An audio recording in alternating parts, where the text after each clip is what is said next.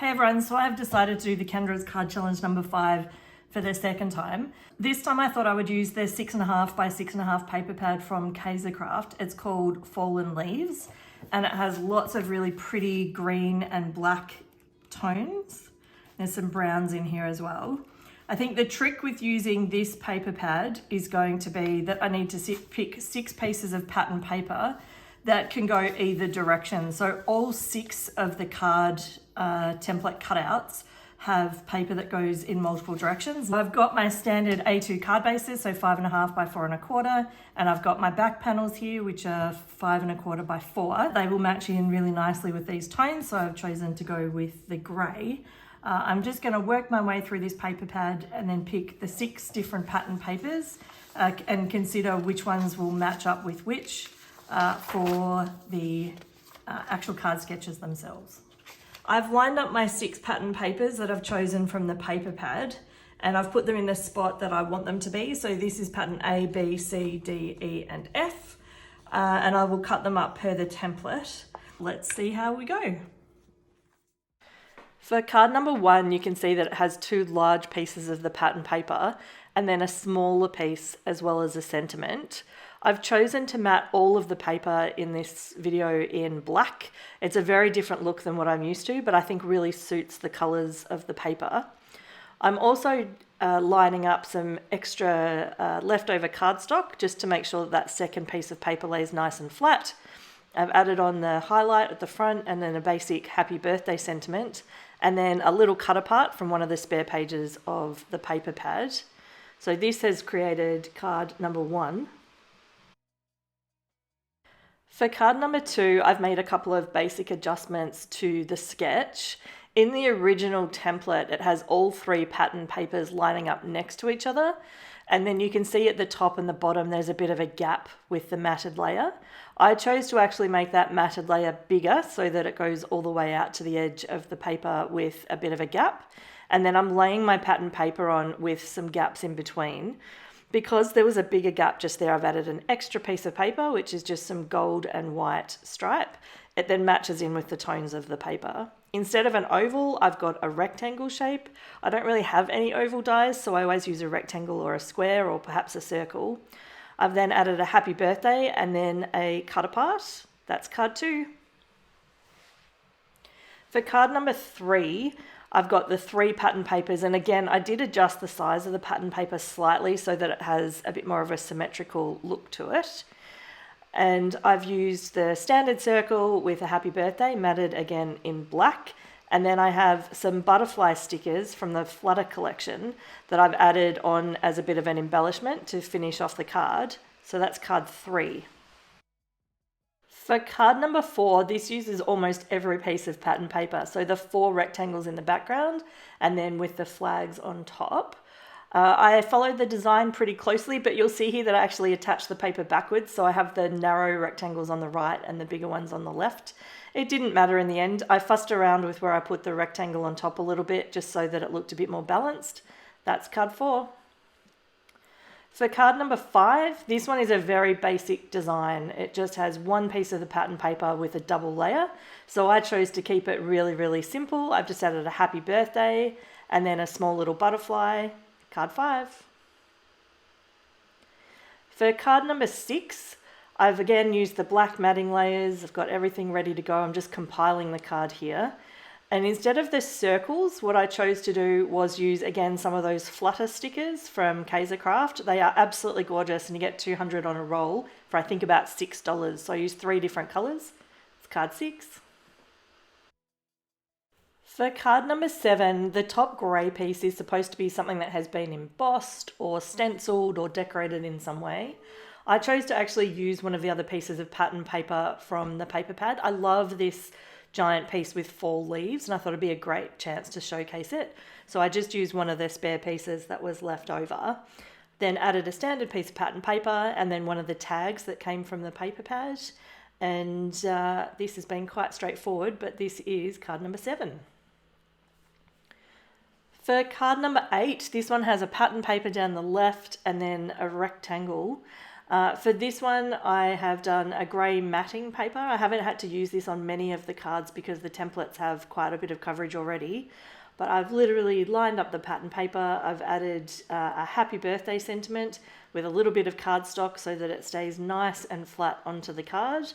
I have not included a bow on this one and kept it simple. Card 8. For card number 9, I actually created a card that looks quite different in the end to the template, even though it does use the same elements. So I've still got a piece of pattern paper as a rectangle at the bottom and the top, but I chose to actually attach those to a grey backing panel and then add a separator. So I've added a piece of black cardstock so that the connection between those two pattern papers, especially if they don't meet perfectly, is nice and clean and tidy. And then rather than adding a diamond on top with the diamond design, I've actually just used one of my existing sentiments, which just happened to be a rectangle, and I've added that straight on top. I've then added a little embellishment of a little heart, and that is card 9. For card number 10, this has a large piece of pattern paper at the back and then a strip of cardstock through the middle. I ended up actually using the pattern paper for the hero at the back and then a strip of leftover pattern paper to go through the middle rather than a plain colour. Instead of the oval, I have a standard circle die that I have matted in black. And then for this sentiment, I've chosen to use one of the spare tags and I've put a little bit of thread through that tag. I think it looks better that way rather than leaving it just blank. So I've attached that on, so that's card 10. For card number 11, this one actually has 3 pieces of pattern paper straight through the middle of the design. I've laid these out in an order that makes the most sense to balance out the paper or the pattern paper on the card design. So you'll see that I've actually put the piece in the middle that is mostly white, and then the ones with the fall leaves are on both of the outsides of the card design. So I've layered up my grey backing panel, I'm adding my black focal point, I'm then adding on a spare piece of paper at the bottom so that there's not a lot of grey. I'm then going to add the 2 outsides that has the fall leaves and the different designs, and then I'll do the one that has the white with hexagons in the middle. I've added my happy birthday sentiment, that's card number 11. For card number 12, this one has 2 big pieces of paper that are off-centered.